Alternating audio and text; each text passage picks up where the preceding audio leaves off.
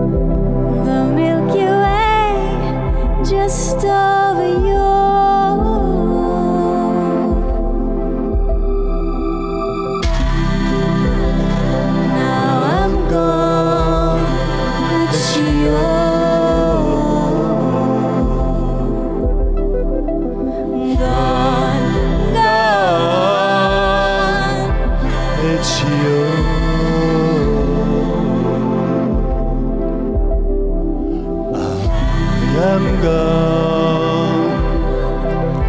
It's you.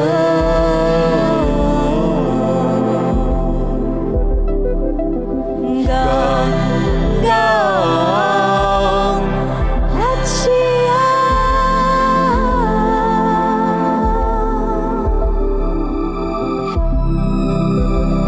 Bracing, fighting sound, exploding dark sky and then fall. Big bang of flown stardust and fire, life's possible.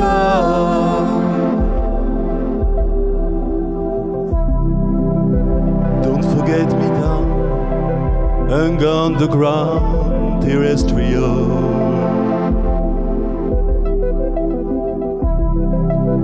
Miss you around, high eccentricity orbital.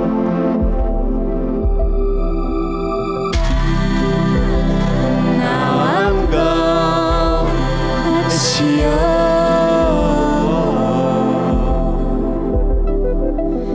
Gone, gone, It's you.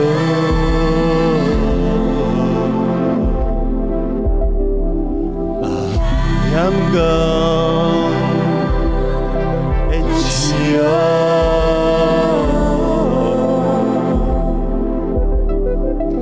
gone, gone, it's you.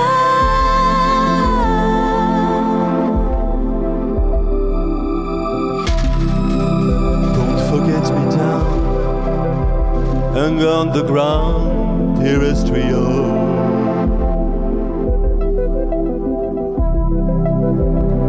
Miss you around, high eccentricity orbital.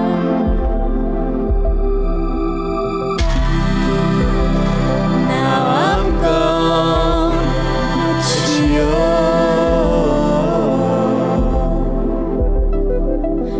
Gone, gone, It's you.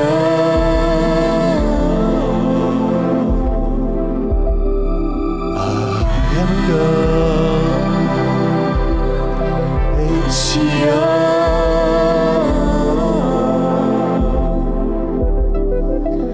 gone, gone, it's you.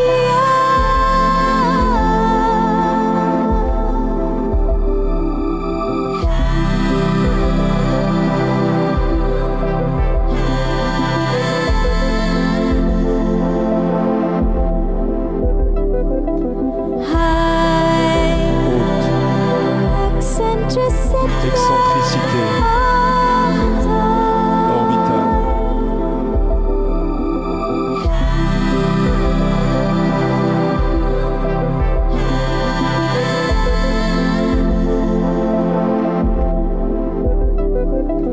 High eccentricity Excentricité orbitale.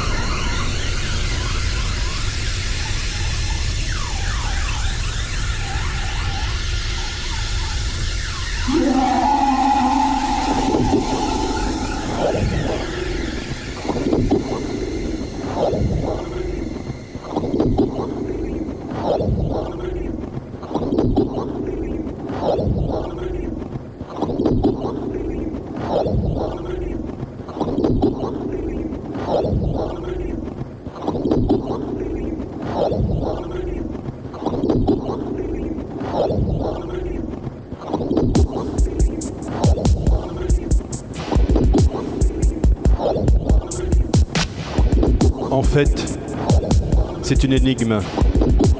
On ne sait pas exactement ce qui s'est passé. Peut-être que toi, tu ne t'es jamais posé la question. Peut-être que tu ne veux pas savoir comment ça s'est passé. Peut-être que tu t'en fous. Peu importe. Maintenant que tu es là, maintenant que tu regardes, ça a recommencé. Puisque c'est infini. Puisque tout recommence. Puisque c'est infini, même s'il n'y a pas de commencement. Puisque tout naît. Puisque tout meurt.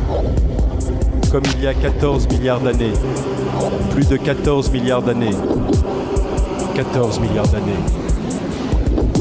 Alors, voilà. Le temps n'existe pas. L'espace n'existe pas. On dit que c'est le néant. On dit que c'est le vide. Mais le vide, ce n'est pas rien.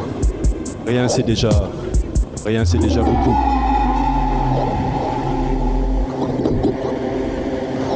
On dit que tout est sombre.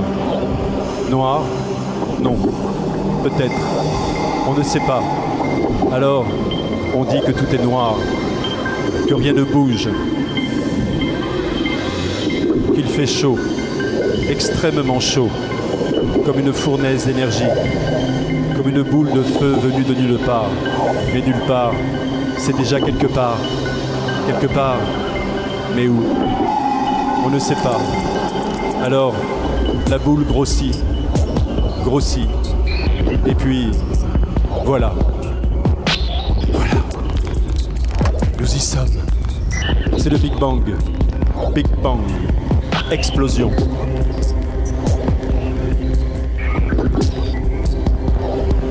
Maintenant, l'espace, le temps, l'énergie, la matière existent. La lumière n'existe pas. C'est le commencement.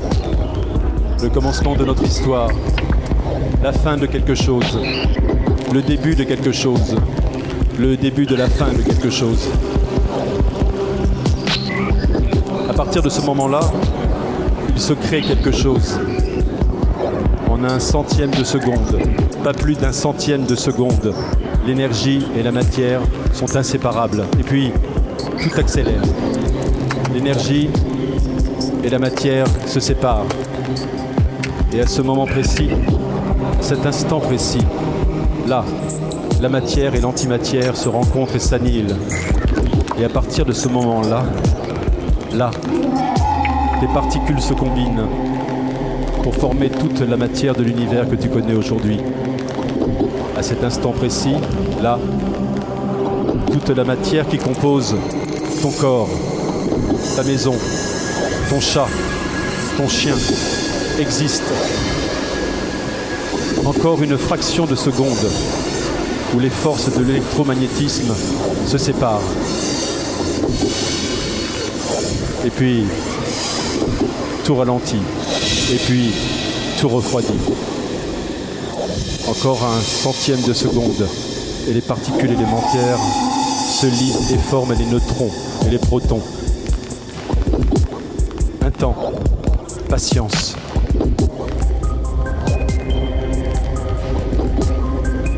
« 300 000 ans plus tard, plus de 300 000 ans plus tard,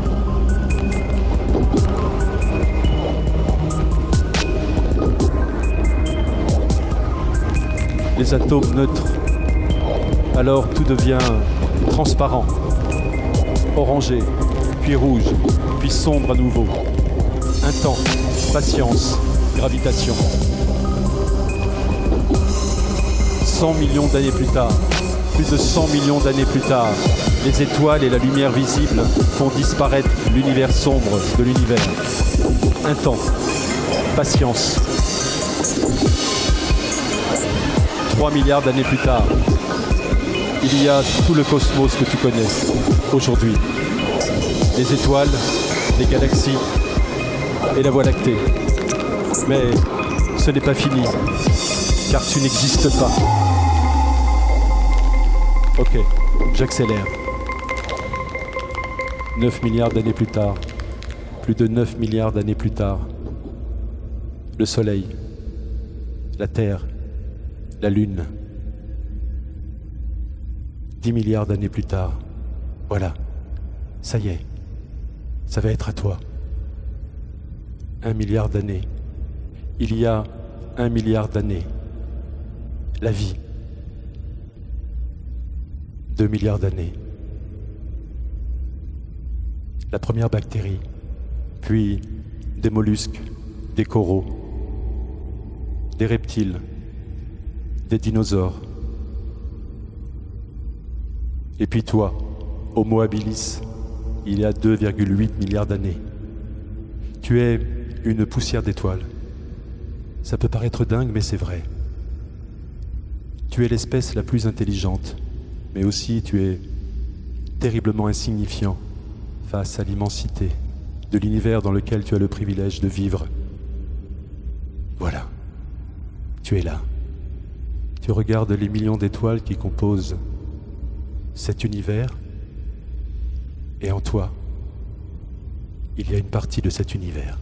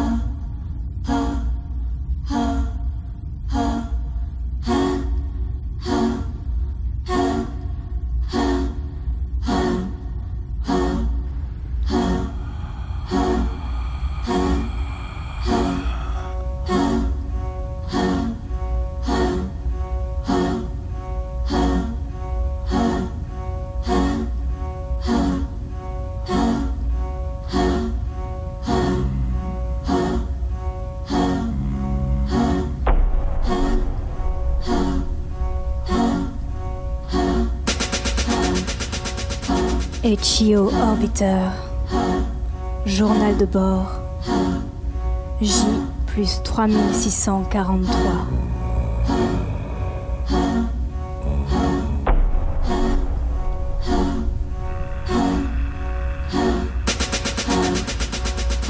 Position 31 degrés 8 d'élévation, 46 degrés longitudinal selon l'indicateur HSI. En approche de l'exoplanète Proxima b. Première étape du voyage.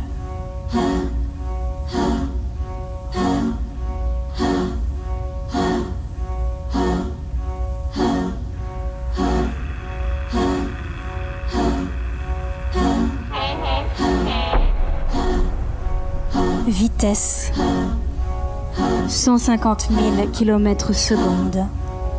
Propulsion par voile solaire. 40 000 milliards de kilomètres effectués.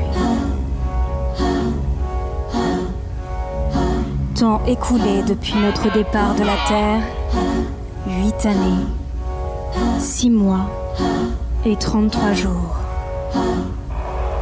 Environ 4 années-lumière.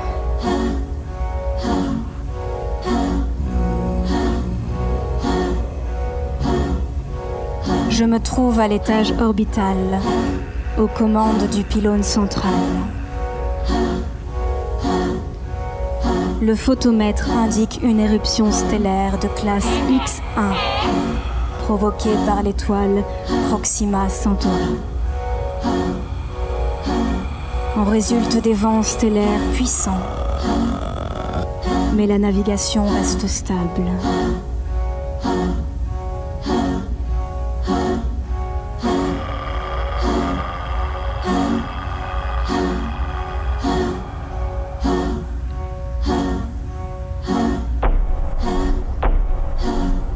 Pressurisation, conditionnement de l'air et contrôle thermique interne. OK. Examen complet de la protection thermique extérieure du vaisseau, effectué par le bras RMS. Aucune avarie détectée des tuiles en silice.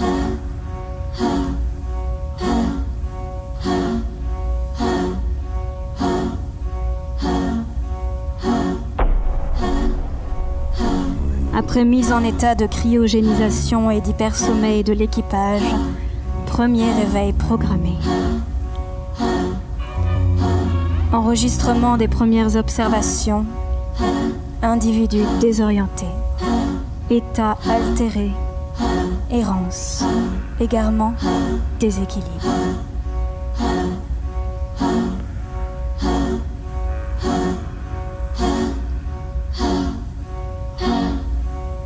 Je n'ai pas dormi. Pas un centième de seconde. Aucune altération apparente de mon état. Mon corps n'a subi aucune transformation physique. Gènes et défense immunitaire intacts.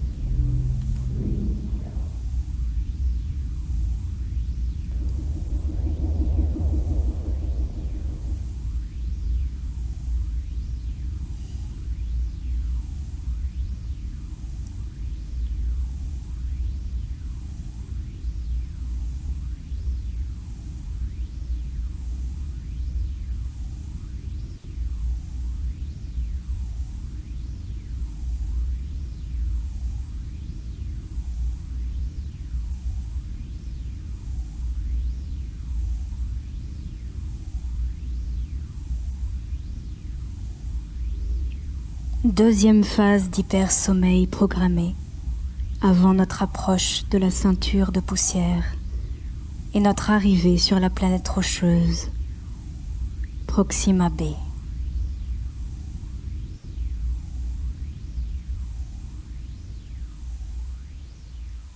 Je veille.